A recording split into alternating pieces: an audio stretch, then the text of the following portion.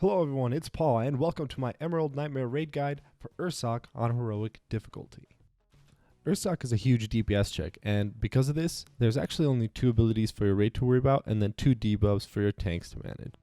As far as positioning goes, it's also very simple. Just pull him as far as you can to the wall, and then turn him so that he's parallel.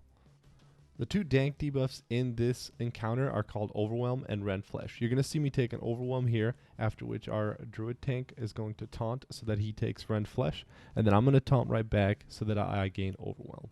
Now this is going to alternate throughout the fight, but the thing to remember is that Rend Flesh cannot stack, and Overwhelm can stack pretty much infinitely if you're doing this wrong. So the thing to remember is every time your co-tank gains a debuff, you're going to taunt. Now, sometimes this will mean that you're going to be waiting a little bit for your own debuff to be applied, but this is just the simplest way to do it, and there's really not much to it otherwise. The other thing you're going to do as tanks is every time he spawns that puddle underneath him, you're just going to move him so that only his back legs remain in that puddle.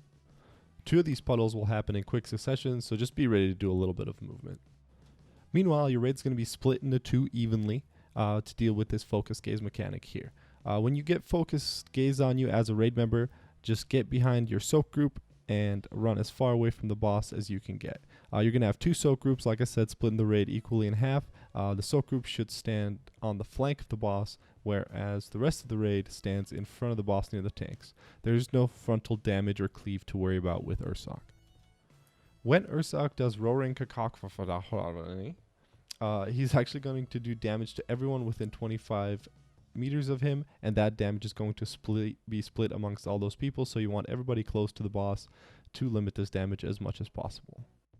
And that really covers all of the mechanics that are present in this encounter. So for the rest of the video, I'm just going to give a few tips and talk a little bit about what we encountered as being some of our major problems with the fight while we were learning. For the tanks, it's extremely important that you have a way to track your co-tank's debuffs. What you'll see on my screen is I have 2 weak auras just below all of my defensive abilities that track my focus target's debuffs. So I'll put these weak auras down below in the video description, but all it is just a focus target weak aura that shows their debuff, and I created one for Overwhelm that shows the stack counts and one for Rend Flesh as well. The other thing you have to worry about as a tank is keeping him as close to the outside of the room as possible. And since he will occasionally charge to the middle of the room, it's important right after this to get your back pretty close to the wall so that his model gets positioned, like I said, very close to the wall.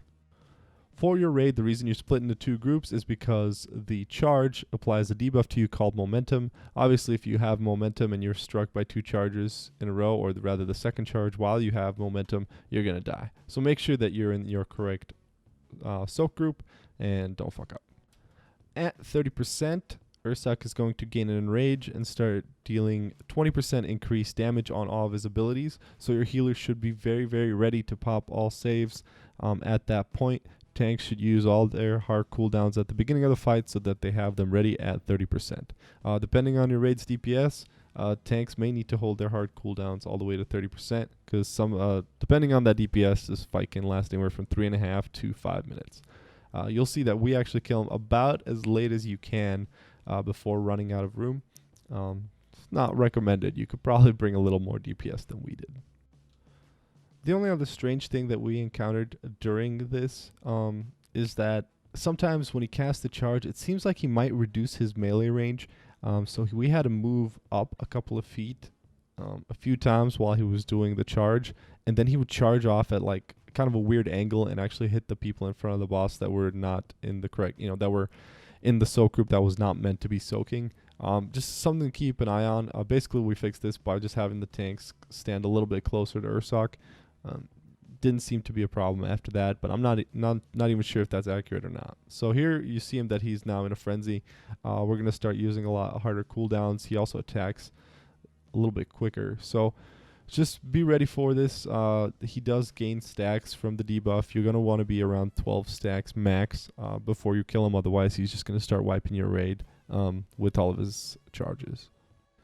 So as we clean up the last few percent here, tanks, make sure you're still swapping your debuffs correctly. It does get a little bit stressful toward the end. Make sure you're still soaking all your focused gazes with the proper groups, and this fight will not be a problem if your DPS is high enough. Thank you for watching. It's been Paul, and I will see you next time.